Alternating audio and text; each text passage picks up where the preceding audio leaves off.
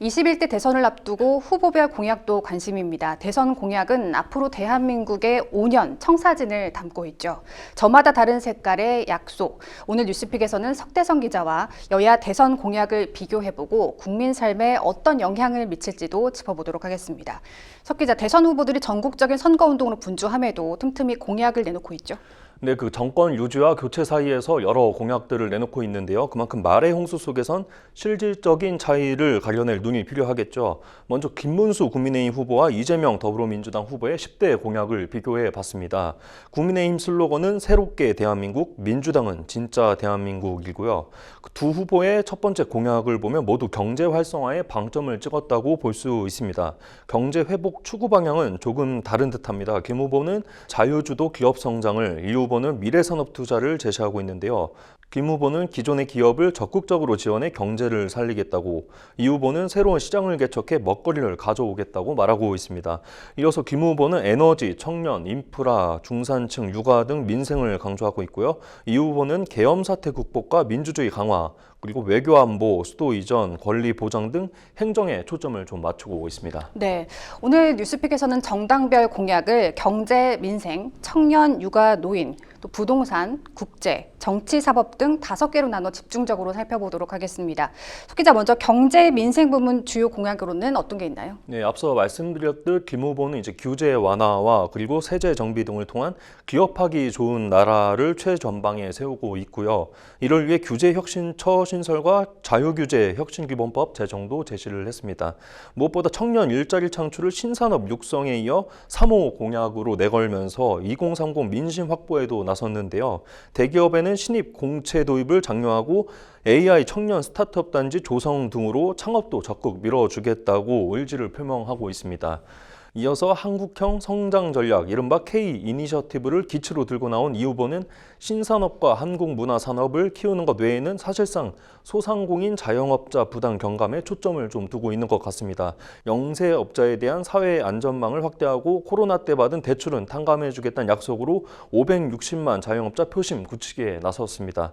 이 후보는 특히 비상계엄 사태로 피해를 입은 소상공인 자영업자도 지원하겠다며 지난해 말부터 이어진 이 비상계엄, 대한민국의 상처를 다시 한번 대권 가도에 이용하는 모양새입니다. 또 주목할 부분 중 하나는 노동시간 관련 공약인데요. 김 후보는 주 52시간제 유연화, 이 후보는 임금 감소 없는 주 4.5일제를 공약으로 내놓고 있습니다. 이 후보 공약이 현실 가능성이 있는지 여부를 두고는 지난 대선 후보 TV토론에서도 비판이 나왔었는데요. 보수권 비판 한번 들어보시겠습니다.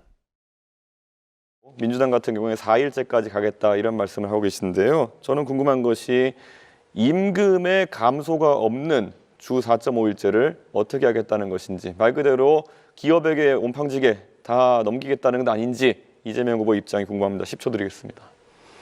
당연히 임금 감소가 없이 4.5일제로 가야 되고요. 그거는 앞으로 우리가 점진적으로 타협을 통해서 나아가야 된다. 우리 방향을 얘기하는 겁니다.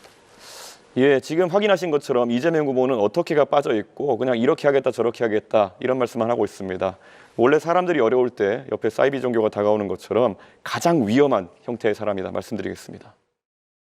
이것 외에도 호텔 예약금을 취소를 해도 인근 소상공인에게 예약금이 이렇게 돌아가면서 지역 경제를 활성화할 수 있다는 이 후보의 발언을 풍자한 호텔 경제학 등이 TV 토론에서 또 논란이 됐었는데요.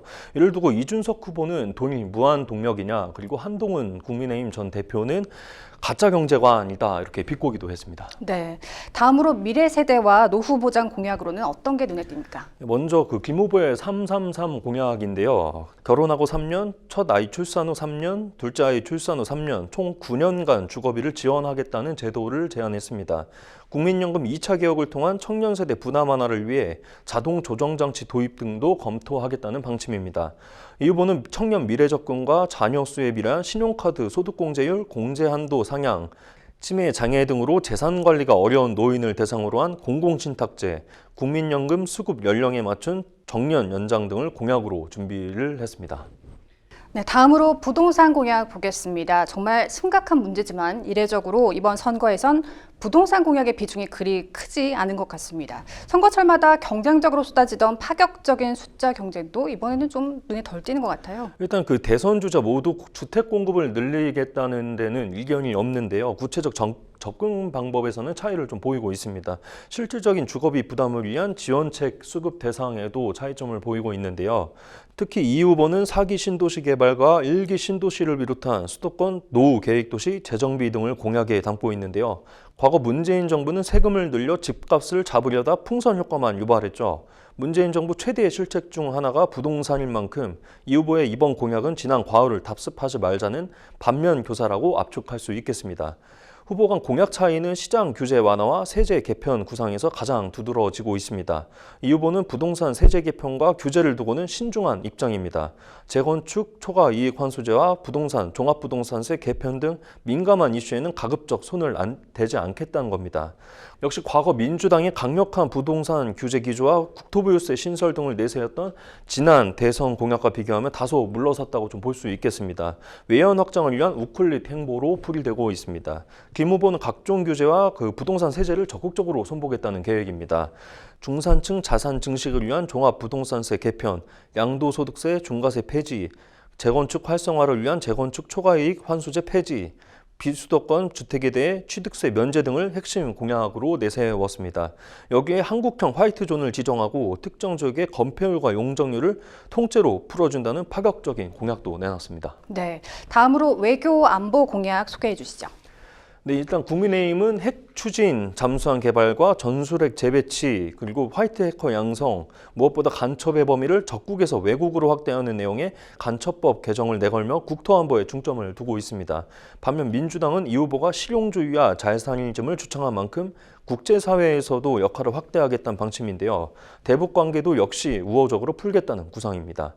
또 눈에 띄는 건 기후위기에 적극 대응한다는 공약도 있었습니다. 네, 마지막으로 정치 사법 공약 살펴보죠. 일단 이번 대선 화두 중 하나는 개헌이었죠. 그 두 후보 모두 헌법 개정 필요성을 언급하긴 했으나 현실 가능성이 있을지는 아직 미지수로 남아 있습니다. 김 후보는 대통령을 언제고 다시 할 수 있는 중임제를, 그리고 이 후보는 임기를 연달아서만 할 수 있는 연임제를 제시를 했고요. 김 후보는 불체포 특권 폐지 등 국회의원 혜택 축소를, 이 후보는 계엄의 조건 보장 등 국회의 역할 확대를 중점에 뒀습니다. 눈길을 끄는 건 또 사법 공약인데요. 김 후보는 고위공직자 범죄수사처 폐지를 공약했고요. 수사권은 검찰, 경찰에 다시 이관하는 것을, 그리고 이 후보는 검찰을 기소청으로 재편하고 수사기능은 중대범죄수사청으로 이관하는 그림을 내세우고 있습니다. 공수처와 경찰, 국가수사본부 수사권도 강화한다는 방침입니다. 그리고 또 김 후보는 감사원, 감사관을 전 부처와 17개 시도에 파견하고 선거관리위원회에 대한 감사원의 감사도 허용하는 반면 이 후보는 대법관 정원 확대와 국가인권위원회 활성화를 부각하고 있습니다.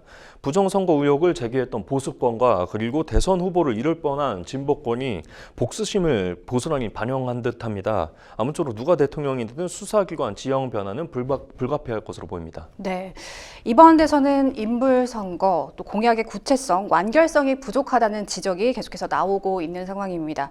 말이 아닌 실행력, 또 진영이 아닌 미래, 갈등을 넘는 통합의 상상력이 담긴 공약이 무엇인지 이제 유권자의 눈으로 판별해야 할 시간입니다. 이번 주 여기까지 듣겠습니다.